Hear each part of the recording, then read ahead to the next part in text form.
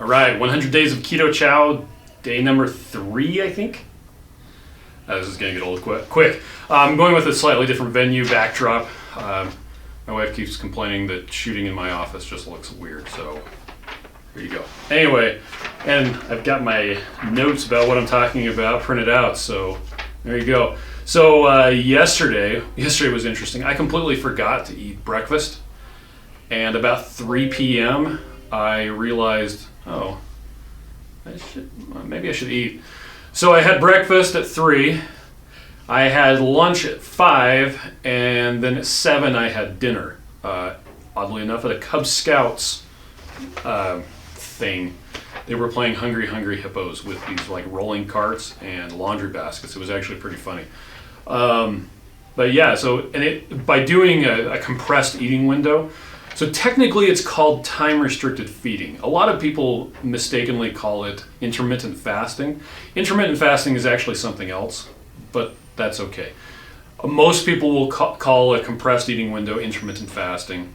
And if you want to call it that, that's fine.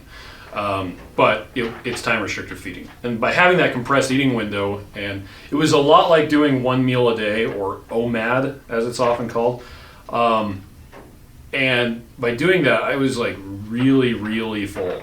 Like super full by the time I got done eating 3 of them. My wife, I don't think she would have been able to do it. She usually says that it takes her about 2 or 3 hours to drink a single Keto Chow. And I did 3 of them in 4.5 hours. So anyway, but by having the shorter eating window, it makes it so there's less of an insulin spike throughout the day. Because every time you eat, your insulin goes up to compensate for that, and that tells your fat cells to stop releasing energy. So it's good to keep insulin down as much as possible, and not eating most of the day is a really good way to do it that isn't fasting. And for people who can't do fasting, compressing it into a smaller window, that works really well. So I hadn't planned to do that yesterday, but it's what I did. Anyway, let's see. What else was I going to talk about? Blah, blah, blah, blah, blah. Let's see. Hi, Holly. I'm recording. I can tell that. Dang it, I would have come out the other door. No, you weren't even on the thing. Here, I'm going to close that door, though, because the sound leaks out. Okay, anyway. Today, we did a blind taste test here at the office.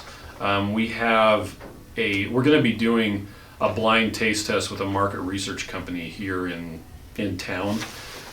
They've recruited 50 individuals. It's going to be completely randomized and the whole deal. But there were some questions about whether we could randomize it, because several of them use monk fruit as the sweetener.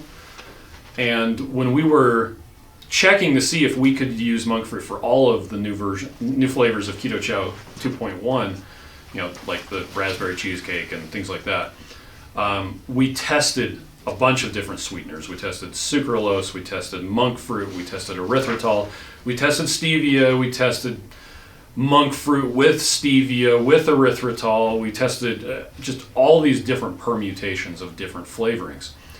And by and large, everybody agreed that the sucralose tasted best. Monk fruit was actually okay.